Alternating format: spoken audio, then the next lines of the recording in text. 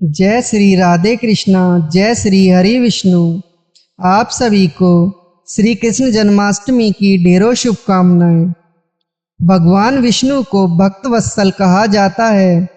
उन्होंने समय समय पर भक्तों और सृष्टि की रक्षा के लिए अवतार लिए। श्री कृष्ण भगवान विष्णु के 8वें अवतार हैं।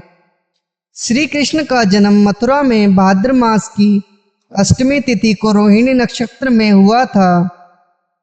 पृथ्वी पर जब कंस के अत्याचार बढ़ गए तो पृथ्वी गो रूप धारण कर ब्रह्मा जी के समक्ष गईं और कहने लगी कि हे प्रभु, अब मैं असुरों के अत्याचारों से व्याकुल हो गई हूँ।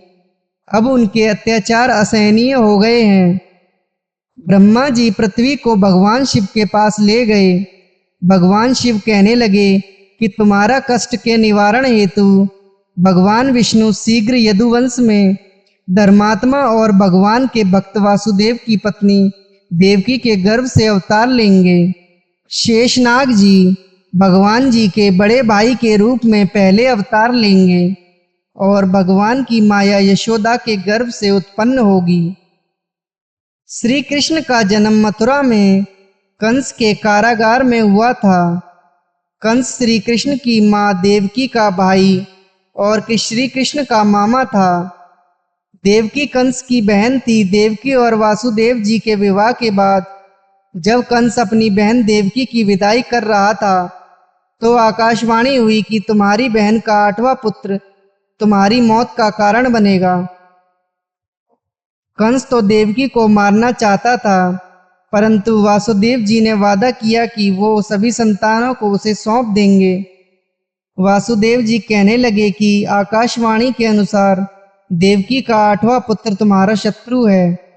मैं जन्म लेते ही मैं सभी बालकों को तुम्हें सौंप दूंगा। तुम जैसे चाहो वैसे उनसे अपनी रक्षा करना। मैं उसमें हस्तक्षेप नहीं करूंगा। कंस ने वासुदेव जी की बात मान ली और देवकी का वध नहीं किया और दोनों को कारागार में बंद कर दिया। जब वासुदेव जी अपनी पहली संतान को लेकर कंस के पास गए तो कंस उनके सत्य भाव से प्रसन्न हुआ और कहने लगा कि इस बालक को तुम वापस ले जाओ, क्योंकि आकाशवाणी के अनुसार तुम्हारा 8वां पुत्र मेरा शत्रु है। वासुदेव जी उस बालक को वापस ले गए। स्वर्ग के देवता विचार करने लगे कि इस तरह कंस के पापों का घड़ा कैसे शीघ्र भरेगा। उन्होंने नारद जी को कंस के पास भेजा। नारद जी का कंस बहुत सम्मान करता था। नारद जी ने कंस को भड़का दिया कि वासुदेव, देवकी, नंद, यशोदा और सभी यदुवंशी देवताओं के अंश हैं और तुम्हारी मृत्यु की कामना करते हैं। कंस को भड़का कर नारद जी चले गए।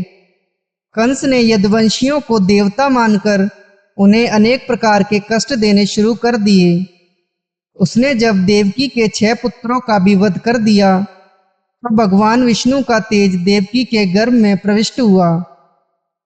कंस के अत्याचार जब मथुरा वासियों पर बढ़ गए तो भगवान ने योग माया को आदेश दिया कि गौओं को साथ लेकर गोकुल चली जाओ और अंश देवकी के गर्भ में स्थापित है उसे वासुदेव की दूसरी पत्नी रोहिणी के गर्भ में स्थापित कर दें।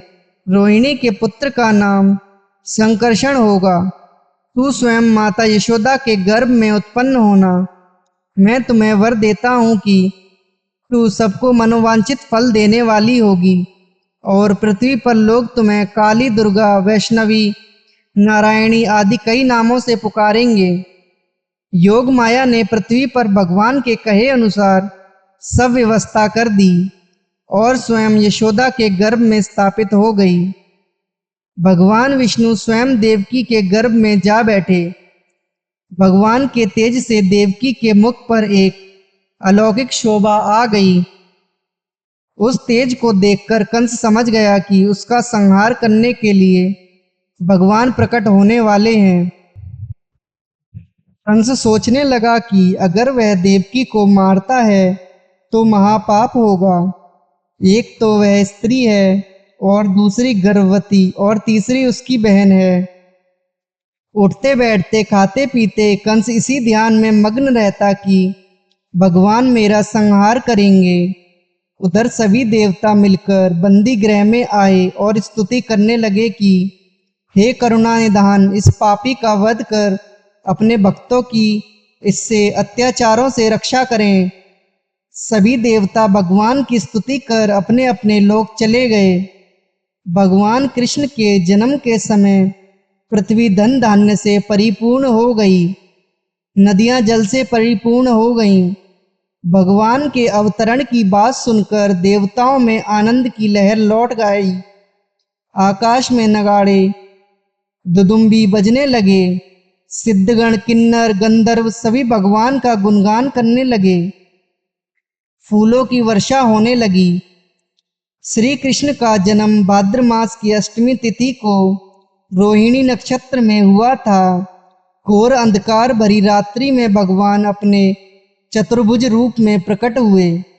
उनका श्याम वर्ण रूप, कमल के समान नेत्र, 4 भुजाएं जिनमें शंख, चक्र, गदा और पद्म सुशोभित था, पीतांबर और गले में वैजंती माला, कानों में मकराकृत कुंडल, मस्तक पर किरीट और मुकुट सुशोभित था।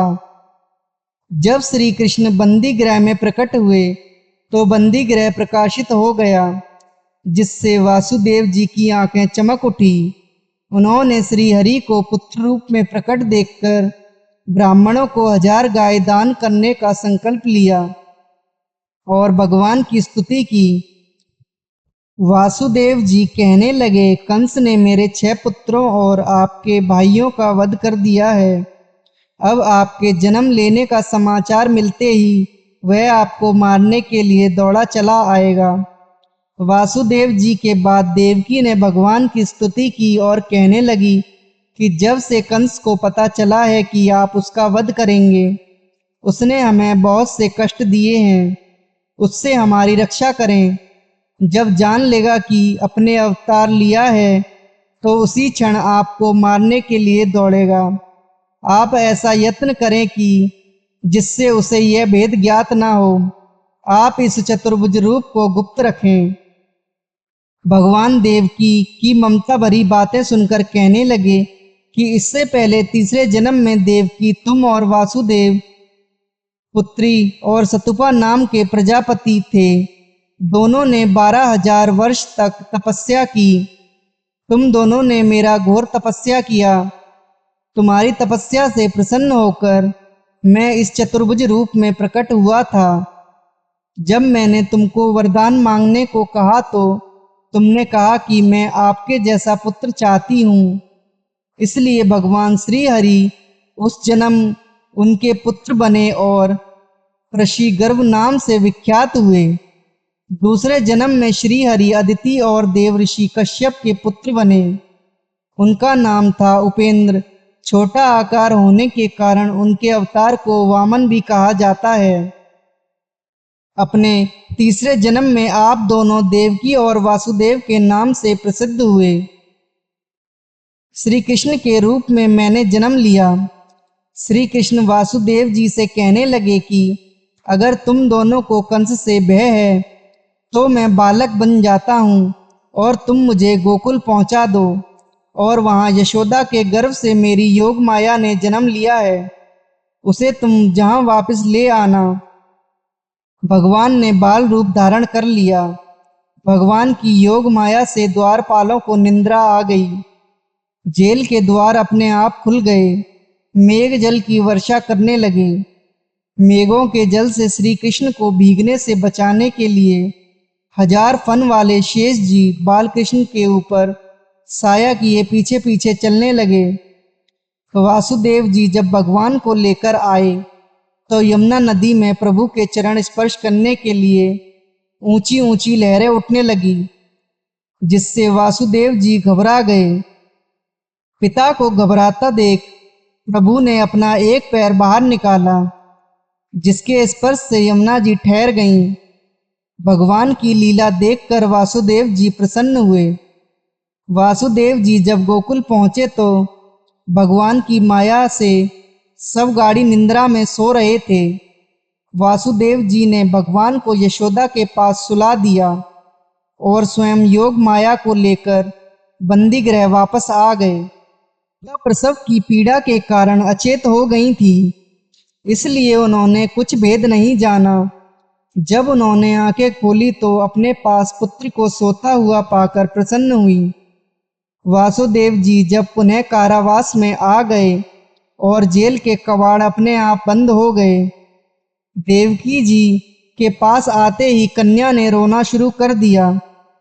भगवान ने अपनी योग माया से पहरेदारों को जगा दिया और बच्चे का रुदन सुनकर उन्होंने कंस को बता दिया कि देवकी का 8वां बालक उत्पन्न हो गया है। इतना सुनते ही कंस जेल में जा पहुंचा। कंस को देखकर देवकी विनती करने लगे कि इस बार मेरे कन्या हुई है और शूरवीर कन्या की रक्षा करते हैं, इसलिए भाई तुम इसकी रक्षा करो। कंस ने उसकी एक ना सुनी और कन्या को उठाकर ज्यों ही उसने शिला पर घुमाकर पटकना चाहा, कन्या आकाश में चली गई और कहने लगी कि मुझे मार तुम्हें क्या मिलेगा, कंस तुम्हें मारने वाला कहीं और पैदा हो चुका है। योग माया की बात सुनकर कंस चिंतित हो गया कि आकाशवाणी उल्टी कैसे हो गई। उसने देवकी और वासुदेव को छोड़ दिया, क्षमा मांगकर आदरपूर्वक घर पहुंचा दिया। कंस ने निर्देश दिया कि मेरा शत्रु कहीं पैदा हो चुका है। कंस ने उस समय जितने भी बालक वहां पैदा हुए थे सबको मार देने का आदेश दिया। उसने श्री कृष्ण को मरवाने के लिए कई राक्षस भेजे। बोलो भगवान कृष्ण की जय।